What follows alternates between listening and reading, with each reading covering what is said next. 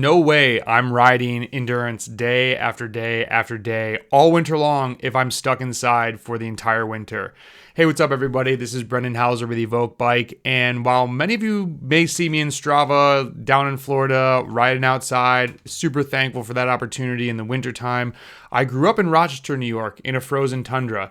And while we all know that volume can be a huge benefit to our performance in the next season, sometimes we might be living in an area where we are stuck inside a lot and we are riding the trainer, we are riding rollers, we are not able to really get in volume, and we will wait until the weekend and cross our fingers that we don't get dumped with snow and ice. And I want to talk about base training if you are stuck inside. And I have a friend who's sort of making a comeback and wants to train and said, he's not in Rochester, but he's in a very cold place. And I said, you know what? I'm going to put something together for you. What would I do if I was stuck inside for 5 months? So I'm going to put together a really inexpensive plan for those of you that cannot afford a coach and need something to follow on Training Peaks. And I thought $1 a day sounded fair. And then I was like, let's just slash it, make it 50 cents a day. But this video is going to talk through some points I think that can be beneficial for any of us. So as we head into wintertime, let's get after this. And to that point, if you are looking for a coach, I am taking on new athletes for the first time in a while. I have a few spots open, so hit me up if you need help with that. Overall hours can be a very great tool to utilize if you have time for base training.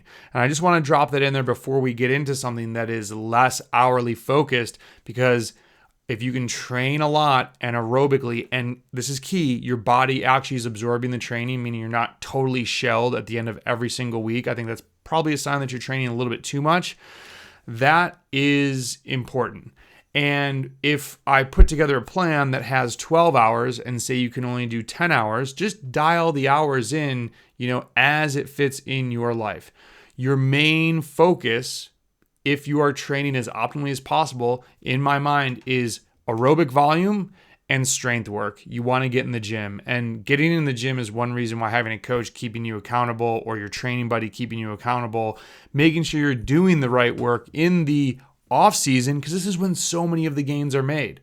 Okay, so before we make those gains though, and before we head into the base season, I think it's important to talk about very quickly, take the mental break. You should take a week off the bike. I know many coaches that say 2 weeks off the bike. And then don't jump right back into intervals that you don't enjoy doing. Get some free rides in, have some long fall rides on the weekends. You can still train and you can still ride a bunch. I'm not someone that says you have to have your volume, but the mental reset of not focusing on numbers and watts, you're not going to lose fitness. You're not going to lose everything that you've gained. You do need to take a step backwards to take 2 steps forward the next year. So keeping all of your fitness all year round is not really sustainable in the long term. And I promise you, you will be stronger if you take that break. And it's the biggest reason. It's sad to say, it is one of the biggest reasons why I have a coach all year long, is because I need Landry to be a nice reminder, hey, you don't need to ride 4 hours every day, and you'll be faster if you don't. Go take that trip. When you go to Chicago to visit your niece, you're not bringing your bike. And also, I think just having him know exactly what I'm doing, so that as we plan, racing is in 5 months, I want someone who knows what's going on now, so we're planting the seeds for in February and March. So with that being said, as we're getting into base season, get outside as much as possible. There's no magical workout. So if you have a workout scheduled, but it's a Tuesday and you get out of work at 3 and the sun doesn't set till 5 and you can go ride for 90 minutes outside, do that. This is going to keep you fresh and focused and allow you to get through those trainer workouts, because you've had that outdoor taste and you come back, you're like, okay, I'm focused, I'm ready to go. It's not just beating you down. Also, the long rides on the weekend, we all know from all of the literature out there, they are gold for converting your muscle fibers to become more aerobic, which is very beneficial. Now, another thing, you're saying, it's snowing. I'm in North Dakota. I think it's really snowing in North Dakota. Try other things like skiing, hiking, snowshoeing. Don't get overwhelmed by it having to be just cycling volume. Maybe you're then lifting 3 times a week as opposed to 2 times a week. But again, get outside and stay consistent with your activities. Those will help you massively. Your heart doesn't know the difference in what aerobic activity you're doing. Yes, I think riding a bike is better and more beneficial, but it might not be possible. I love trying to optimize, but do you know what is optimized in the winter? Sometimes just staying consistent with activity and not getting lazy and not slacking off for 3 days off. And with that point, this is the time to focus on in the kitchen. We're going to go through, in the US at least, 2 big holiday periods. Sometimes it's 3. And then you have Valentine's Day you could count. Like, there's a million reasons to eat like trash. Don't do that. Eat healthy. Focus on your body. Now is the time to lose weight. Don't wait until January. If you lose weight now, you will be in such a better position. Imagine getting to January 1st and not saying, okay, I got to lose 5 pounds now. Instead, you're saying, I just got to add 5 more watts. You are so far ahead if you focus on the food.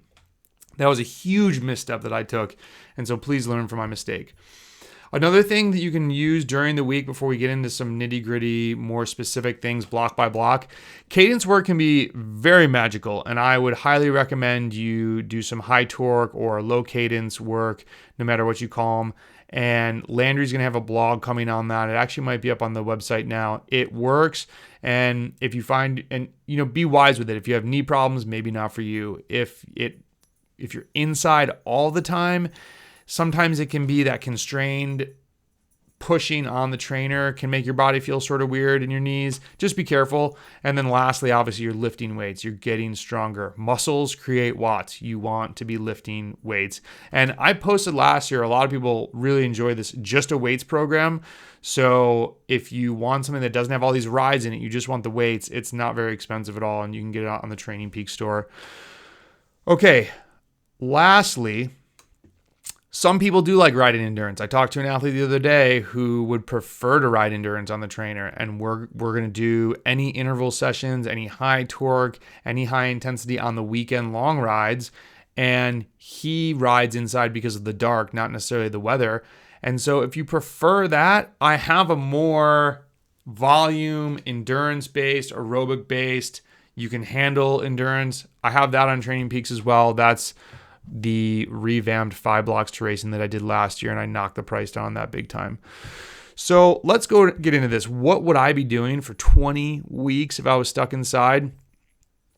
Now, I want to also preface this. This is not, in my opinion, the most optimal. I would not really be doing intervals per se if I was out on the road, but these aren't crazy intervals. These are intervals to help make 90 to 120 minutes pass by. If you can do 2 hours, do 2 hours. If you can do 90 minutes, do 90 minutes. And remember, you have to get through all 5 blocks because you want to come out ready to race. People sometimes get through November and December and they just grit their teeth and, I'm going to do this. And then they get to January and they don't really like riding their bike and they're not motivated. And that is not a great scenario to be in. So without going into all the details, but giving you just some free information that you could put this together yourself.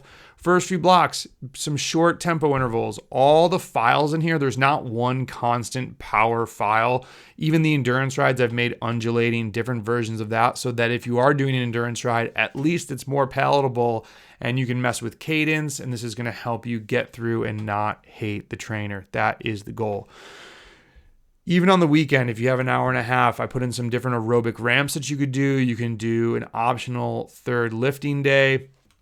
There are some burst exercises, and I think bursts and over-unders or lactate clearance work is slightly different.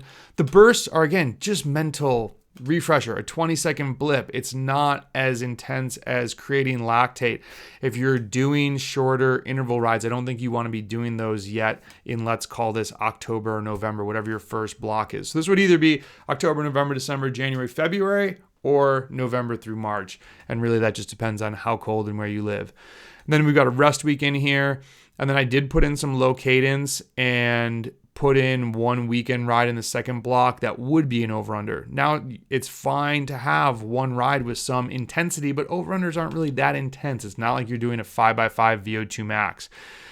We're going to elongate some of the intervals. And again, the endurance rides, I would just make sure you have undulating files and maybe even throw a Zwift race in there by the time you're in week 7 before your next rest week.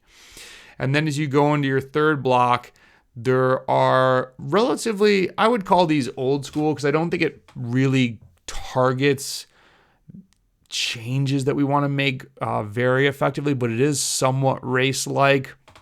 Stair climbs that go from, say, tempo to super threshold, and then, low tempo sweet spot to low VO2 max, getting some of those in, and you could still do your low cadence work during the week. And then other aerobic ramps that get a little bit more difficult, and I would say have yourself do it for 2.5 hours on the weekend. That was always my goal, at least 3 hours on the weekend if I was stuck inside. It's not fun, but when you get done, you feel really good. And by doing this, you can still be training 12 to 13 hours a week, call it 10 to 14 hours a week. That's enough training to get you to the start line in springtime, when then you can start to ramp up your volume again because the weather changes. So that's the meat of finishing out the third block. And I even threw in like a threshold burst with some sort of stair step. I don't know. You'll see it on the file. And then go back and we start the fourth block. And now you're really starting to think, okay, I need to do some intense. I'm going to do some like super threshold 4-minute efforts. Don't have to go full gas, but then you might have an over-under session the very next day. I think back-to-back workouts are a good thing. Couple easy days, and then you're doing maybe an FTP ride or some type of interval on the weekend. And I would follow that model for your next 3 weeks, varying up obviously the workouts, and I have a bunch of different ones in here.